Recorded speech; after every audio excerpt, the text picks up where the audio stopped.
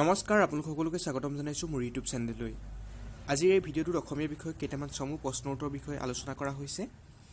আহক ভিডিঅ'টো আৰম্ভ কৰোঁ। আজি আমাৰ প্ৰথম প্ৰশ্নটো হৈছে বৰগীত কোনে ৰচনা কৰিছিল? বৰগীত শ্ৰী শ্ৰী মাধৱদেৱে ৰচনা কৰিছিল। মোহপাশ মানে কি?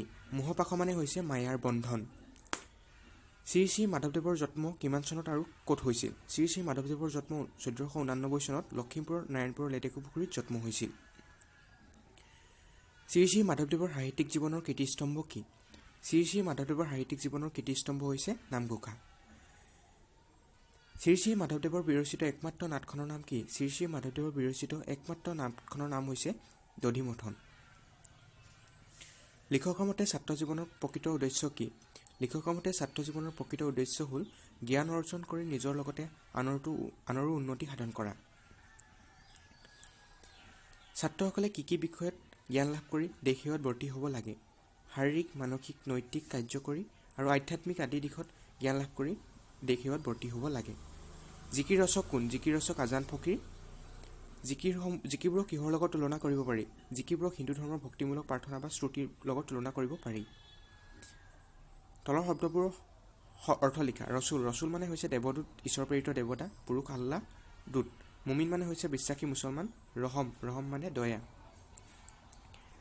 আসমান। আসমান মানে আকাশ। আদম আদিম সৃষ্ট মানৱ, আল্লাহৰ সৃষ্ট প্ৰথম মানৱ। কুতুব। কুতুব হৈছে ধ্ৰুৱ নক্ষত্ৰ। ত্ৰিবেণী। ত্ৰিবেণী গংগা, যমুনা আৰু সৰস্বতীৰ সংগমস্থল, পবিত্ৰ ঠাই। দৰিয়া। দৰিয়া মানে হৈছে সাগৰ আৰু নদী। ভাৰতীয় সংস্কৃতিৰ প্ৰাণ কি? ক্ৰমবৰ্ধমান শক্তি হৈছে ভাৰতীয় সংস্কৃতিৰ প্ৰাণ, সেইকাৰণে ভাৰতীয় সংস্কৃতি জীৱন্ত শক্তি। ফ্ৰম ভলগাটো কাৰ ৰচনা? ফ্ৰম ভলগাটো পণ্ডিত ৰাহুল সংস্কৃতায়নৰ ৰচনা। সৰ্বপল্লী ৰাধাকৃষ্ণনে কালিয়দমনক কি আখ্যা দিছে?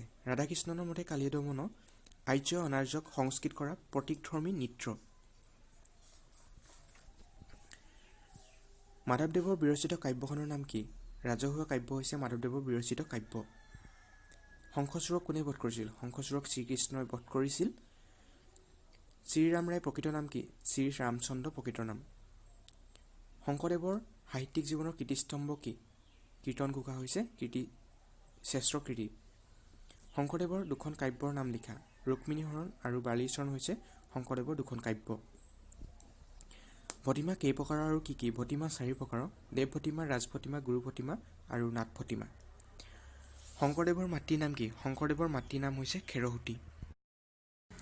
আজি ভিডিঅ'টো ইমানেই আছিল। ভিডিঅ'টো যদি ভাল লাগিলে তেনেহ'লে লাইক, কমেণ্ট আৰু শ্বেয়াৰ কৰিবলৈ নাপাহৰিব। পুনৰ এটি নতুন ভিডিঅ'ৰ সৈতে লগ পোৱাৰ প্ৰতিশ্ৰুতিৰে জয় অসম।